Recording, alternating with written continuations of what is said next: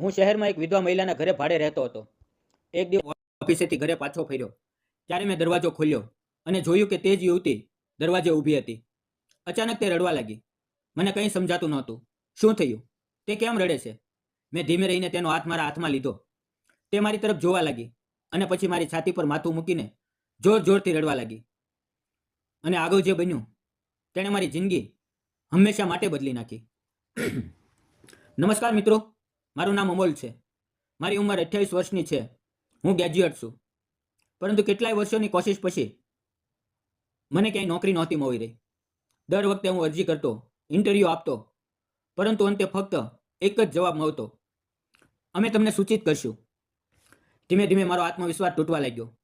પરંતુ મનમાં એક વાત હંમેશા પાકી હતી કે એક દિવસ હું કંઈક મોટું કરીને બતાવીશ. હું એક નાનકડા ગામમાં રહેતો હતો, જ્યાં લોકો ખેતી કરતા અને સાદગીથી જીવન જીવતા. પરંતુ મારી આંખોમાં શહેરના સપના હતા: મોટું ઘર, સારી નોકરી અને મારા માતા પિતાનું ગૌરવ. આખરે એક દિવસ મારા એક મિત્રની મદદથી મને એક પ્રાઇવેટ કંપનીમાં નોકરી મળી ગઈ. તે દિવસે મારું હૃદય ખુશીથી ધડકી રહ્યું હતું, પરંતુ સાથે એક ડર પણ હતો. કારણ કે હું પહેલીવાર ગામડાથી શહેરમાં આવી રહ્યો હતો. મારા હાથમાં એક જૂનું બેગ હતું, જે મારી માતાએ પોતાના હાથે પેક કર્યું હતું. તેમાં થોડા કપડાં, ડબ્બો અને થોડા પૈસા. જ્યારે હું બસમાંથી ઉતર્યો ત્યારે સામે એકદમ અલગ દુનિયા હતી. ઊંચી ઇમારતો, દોડધામ કરતી ભીડ અને સતત ચાલતી રફતાર. એ બધામાં હું એક નાનો માણસ હતો, પરંતુ મારી અંદર મોટા સપના હતા. 2 દિવસ સુધી હું સ્ટેશનની નજીક એક લોજ રૂમમાં રહ્યો, પરંતુ ત્યાંનું વાતાવરણ મને બિલકુલ પસંદ ન આવ્યું. ગંદકી, ઘોંઘાટ અને અજાણ્યા લોકો. રાતે ઊંઘ નહોતી આવતી અને સવારે ઉઠતા જ એકલતા અનુભવાતી. એક દિવસ મને સહયોગથી મારા ગામનો એક ઓળખીતો માણસ મળ્યો. તેણે કહ્યું, મારે એક ઓળખાણની મહિલા છે, તેની પાસે એક રૂમ ભાડે છે. જગ્યા શાંત છે, તને ગમશે. હું તેની સાથે ગયો. થોડી વાર પછી તે કોઈ કામ માટે ચાલ્યો ગયો અને હું તે ઘરની સામે એકલો ઊભો રહી ગયો. ઘર સાદું હતું, પરંતુ ખૂબ સાફ સુથરું હતું. નીચે 2 રૂમ અને ઉપર 2 રૂમ. મેં ધીમે રહીને દરવાજે ટકોર માર્યો. દરવાજો ખુલ્યો અને સામે આવી જ્યોતિ, લગભગ 25-26 વર્ષની. તેને જોઈને એવું લાગ્યું જાણે એક ક્ષણ માટે સમય થંભી ગયો હોય. તે ગોરી હતી, લાંબા કાળા વાળ, મોટી આંખો, સાડીમાં લપેટાયેલી અને એટલી સુંદર કે મારું હૃદય ઝડપથી ધડકવા લાગ્યું. તેના કપાળ પર બિંદી નહોતી, તો મનમાં એક ક્ષણ માટે વિચાર આવ્યો કે કદાચ તે વિધવા હશે. પરંતુ મેં તેને વિચારને ઝટકી નાખ્યો અને હસીને પૂછ્યું, મને કહેવામાં આવ્યું કે તમારી પાસે રૂમ ભાડે છે. તે પણ હસી અને બોલી, હા, ઉપરના માળે છે. બતાવું? તેમના અવાજમાં એક મીઠાશ હતી, પરંતુ આત્મવિશ્વાસ પણ ઝળકતો હતો. હું તેની પાછો સીડીઓ ચડવા લાગ્યો. હવામાં તેની સાડીની હળવી સુગંધ ફેલાઈ રહી હતી. જ્યારે તે ઉપર પહોંચી, તેણે તાળું ખોલ્યું અને દરવાજો ખોલ્યો. અંદર 2 રૂમ હતા, સાદા પરંતુ સુઘડ. બારીમાંથી આવતી સૂરજની કિરણો તેના ચહેરા પર પડી રહી હતી અને તે રોશનીમાં તેનો ચહેરો કોઈ પરી જેવો લાગતો હતો. તેના ચહેરા પર શાંતિ હતી, પરંતુ તેની આંખોમાં એક છુપાયેલું દુઃખ પણ દેખાતું હતું. તેણે કહ્યું, આ રૂમ છે, જો ગમે તો રહી શકો છો. મેં રૂમ જોઈને કહ્યું, ખૂબ સરસ છે, મને ગમ્યો. તે બોલી, ભાડું 3000 રૂપિયા છે, સમયસર આપવાનું અને વધુ ઘોંઘાટ ન જોઈએ. હું હસીને બોલ્યો, મને ચાલશે, હું અહીં નજીકમાં જ કામ કરું છું. તેણે પૂછ્યું, તમારું નામ શું છે? મેં કહ્યું, અમોલ, હું ગામડેથી આવ્યો છું. તે હળવા હાસ્ય સાથે બોલી અને તે હાસ્ય જાણે સીધું હૃદયને સ્પર્શી ગયું. એવું હાસ્ય જેમાં ન બોલેલા શબ્દો છુપાયેલા હોય. મેં પૂછ્યું, શું આજથી રહી શકું? તેણે થોડી વાર વિચારીને કહ્યું, હા, મને કોઈ વાંધો નથી. મેં મારું બેગ રૂમમાં મૂક્યું અને પૂછ્યું, શું કંઈ એડવાન્સ આપવું પડશે? તેણે કહ્યું, 1500 રૂપિયા હમણાં આપી દો, બાકી આગલા મહિને આપજો. મેં ખિસ્સામાંથી પૈસા કાઢ્યા. એ પૈસા મારા માતા પિતાએ મહેનતથી આપ્યા હતા. જ્યારે મેં તેના હાથમાં પૈસા આપ્યા તો મારા મનમાં એક ભાવ ઉઠ્યો: આ શહેરમાં હું સફળ થઈશ, મારા માતા પિતાનું નામ રોશન કરીશ. તેણે પૈસા લેતા મારી તરફ જોયું અને હસી. તેની નજરમાં એક અલગ અહેસાસ હતો, ન ફક્ત ઓળખાણ, ન ફક્ત આભાર, પરંતુ કંઈક એવું જે હૃદયને ઊંડે સુધી સ્પર્શી ગયું. તે નીચે ચાલી ગઈ અને હું રૂમમાં એકલો રહી ગયો. રૂમમાં એક જૂનો પલંગ હતો. પંખાનો ધીમો ધીમો અવાજ ગુંજતો હતો, પરંતુ તે રાત્રે મને ઊંઘ ન આવી. બારીની બહાર ચાંદની ફેલાયેલી હતી અને હું તેના નરમ ચહેરાની તસવીર મનમાં બનાવતો રહ્યો. મારા ઓઠ પર આપોઆપ હાસ્ય આવી ગયું. શહેરમાં મારો પહેલો દિવસ પૂરો થયો, પરંતુ મન કહેતું હતું, આ તો ફક્ત શરૂઆત છે. તેનો અને મારો સંબંધ કંઈક ખાસ બનવાનો છે. તે દિવસ પછી મારી જિંદગી જાણે બદલાવા લાગી. મારી રહેવાની જગ્યા સારી હતી. તે નાનકડા પરંતુ શાંત રૂમમાં મને અપનાપણું અનુભવાતું હતું. ગેલેરીમાંથી દેખાતા શહેરના ઉજાસ મારામાં જોશ ભરતા હતા. હું રોજ ઓફિસે જતો અને સાંજે પાછો ફરી આ ઘરમાં સુકૂન મેળવતો. બહારનું તેલયુક્ત બેસ્વાદ ખાવાનું મને પસંદ નહોતું. ગામનું ગરમ પ્રેમથી પીસેલું ખાવાનું યાદ આવતું. એક દિવસ જ્યારે હું ઓફિસેથી પાછો ફર્યો તો દરવાજો ખોલવા અનિતા આવી. એ જ મહિલા જેણે ઘર ભાડે આપ્યું હતું. તે સાદી હતી, પરંતુ તેની સુંદરતા એવી હતી કે તેની નજરોમાં જોતા જ હૃદય થંભી જતું. તેની સાડીની સુગંધ હવામાં ફેલાઈ હતી. હું ખચકાતા બોલ્યો, મેડમ, અહીંયા આજુબાજુ ક્યાંય ખાવાનું મળશે? તે હસી અને બોલી, મેડમ ન બોલો, મારું નામ અનિતા છે. તે ક્ષણે તેનું હાસ્ય એટલું પ્યારું લાગ્યું કે હું એક ક્ષણ માટે બધું ભૂલી ગયો. તે બોલે, અહીંયા નજીકમાં કોઈ લોજ નથી, પરંતુ જો તમને ઠીક લાગે તો હું તારું જમવાનું બનાવી શકું. મારું હૃદય ખુશીથી ધડકી ઉઠ્યું. મેં કહ્યું, સાચું? મને ગામનું સાદું ખાવાનું ખૂબ યાદ આવે છે. તે હસીને બોલી, મહિને 2000 રૂપિયા લાગશે, પરંતુ ડબ્બો નહીં મળે, તારે અહીં આવીને ખાવું પડશે. મેં તરત જ હા પાડી. મારા મનમાં તેના ખાવાની નહીં, પરંતુ તેના હાસ્યની સુગંધ હતી, જે આખા વાતાવરણમાં ભવાઈ ગઈ હતી. તે દિવસથી હવે હું રોજ તેના ઘરે ખાવા જવા લાગ્યો. તે મારા માટે શાક, ભાખરી અને પૂરી પીરસતી, અને હું ચૂપચાપ બેસીને તેના નાજુક ચહેરા અને સાદા રૂપને નિહાળતો રહેતો. જ્યારે તે ખાવાનું પીરસતી, તેની આંગળીઓ હળવી કાપતી અને મારું મન તેની આંખો પર થંભી જતું. જાણે તે આંખોમાં કોઈ ઊંડો સમુદ્ર હોય જે ઘણું બધું કહેવા માંગતો હોય. પણ એક સાંજે મેં હિંમત કરીને પૂછ્યું, અનિતા, તું એકલી રહ્યા છો? આટલા દિવસ થયા પણ મેં ક્યારેય કોઈને જોયું નથી. તેની આંખોમાં અચાનક એક સન્નાટો ઉતરી આવ્યો અને તે ધીમા સ્વરમાં બોલી, મારા પતિ 5 વર્ષ પહેલા ચાલ્યા ગયા. આ ઘર તેમણે જ બનાવ્યું હતું અને તેમના જવા પછી હું એકલી રહી ગઈ. તું આવ્યો ત્યાંથી થોડું સારું લાગે છે. તેની વાત સાંભળીને હું મૌન થઈ ગયો.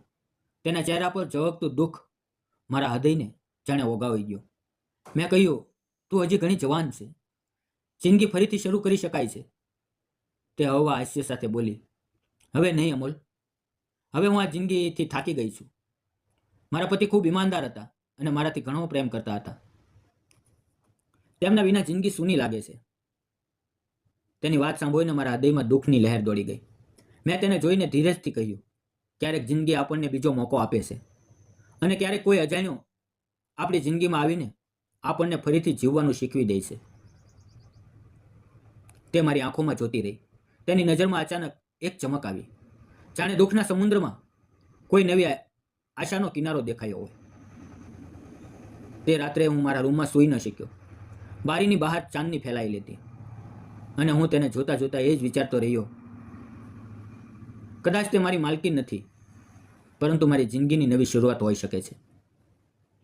તે દિવસે અનિતાના શબ્દો હું તેના સિવાય કોઈ બીજાનો વિચાર પણ નથી કરી શકતી. મારા હૃદયમાં ઊંડે સુધી ઉતરી ગયા. તે શબ્દમાં છુપાયેલો પ્રેમ, દુઃખ અને એકલતા મને સ્પષ્ટ અનુભવાતી હતી.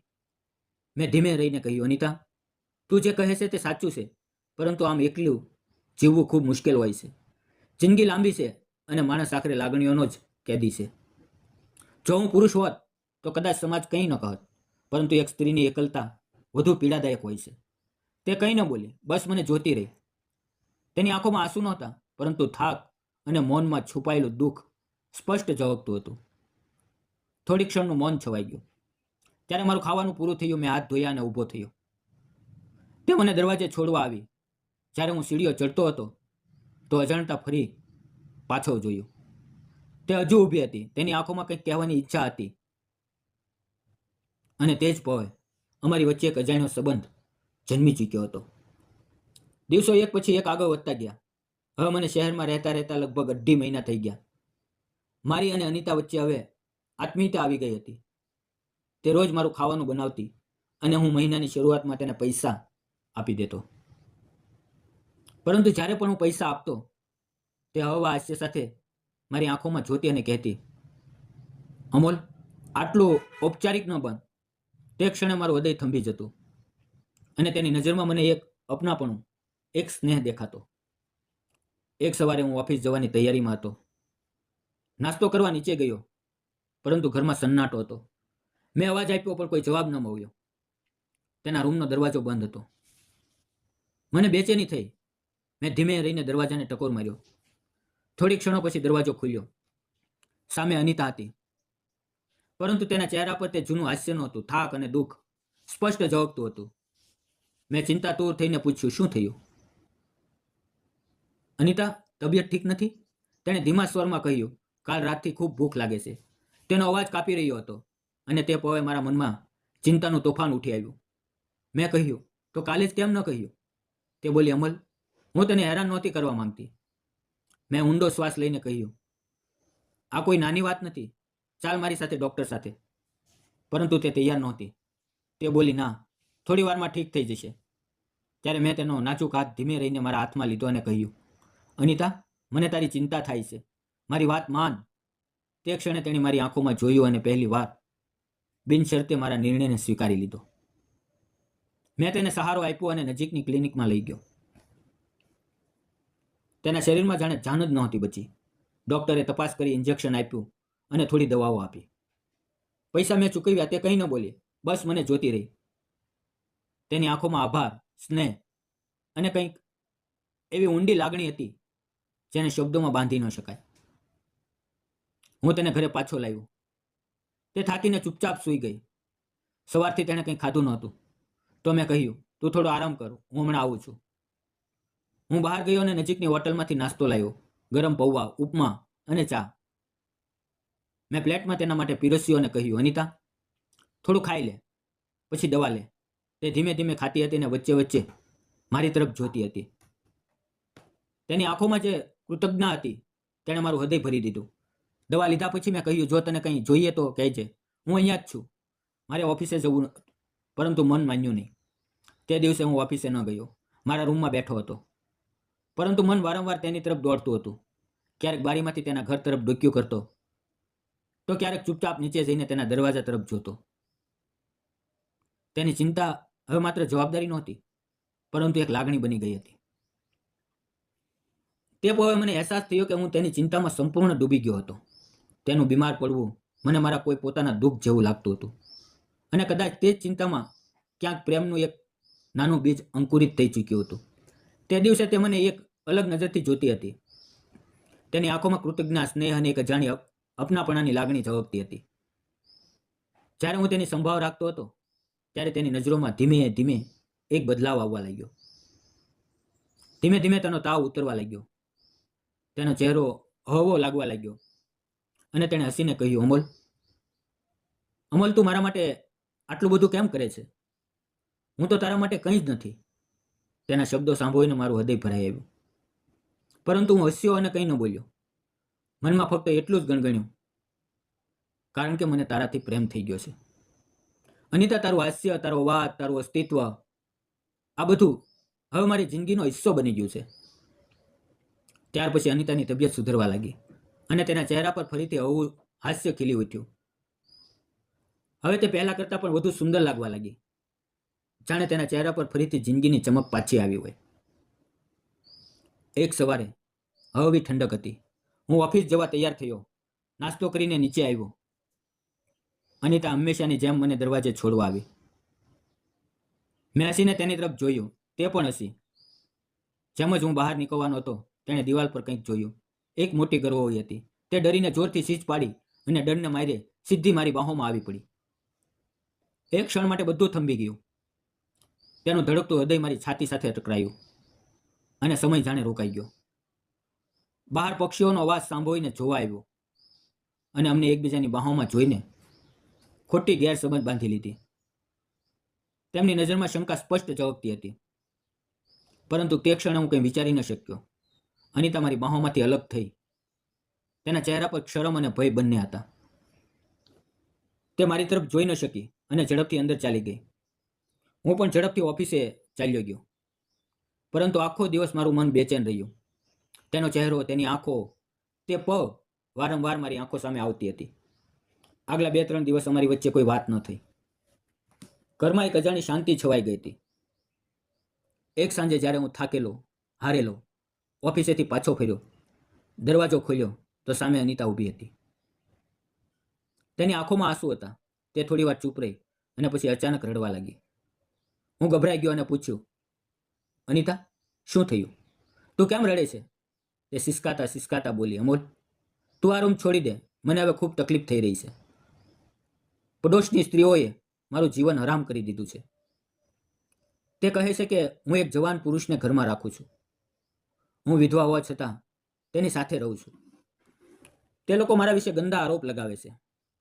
તેની વાત સાંભળીને મારું હૃદય તૂટી ગયું. મને તેનું દુઃખ દેખાતું હતું. તે અંદરથી ભાંગી પડી હતી. હું આગળ વધ્યો, તેનો હાથ મારા હાથમાં લીધો. તે કાપી રહી હતી. મેં તેની સામે જોયું અને ધીમે રહીને તેના આંસુ લૂછ્યા. તે ઊભી થઈ, પરંતુ મારી નજીક જ ઊભી રહી. તેના શ્વાસ ઝડપી ચાલી રહ્યા હતા. તેની આંખો મારી આંખોમાં ડૂબી ગઈ હતી. પછી ધીમે ધીમે તે મારી છાતી સાથે ટકરાઈ. તે પોએ બધા શબ્દો મૌન થઈ ગયા હતા.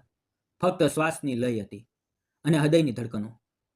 મેં તેનો માથા પર હાથ ફેરવ્યો. તે ધીમે રહીને બોલી, અમોલ, મને પણ તારાથી પ્રેમ છે. મેં હસીને કહ્યું, સમાજનું શું અનિતા? સમાજ તો હંમેશા કંઈ ને કંઈ કહેતો જ રહેશે. પરંતુ જો બે હૃદય સાચો પ્રેમ કરે છે તો કોઈ તોફાન તેમને અલગ નથી કરી શકતું. તે ક્ષણે અમારો સંબંધ શબ્દોનો નહીં, લાગણીઓનો મજબૂત થઈ ગયો હતો.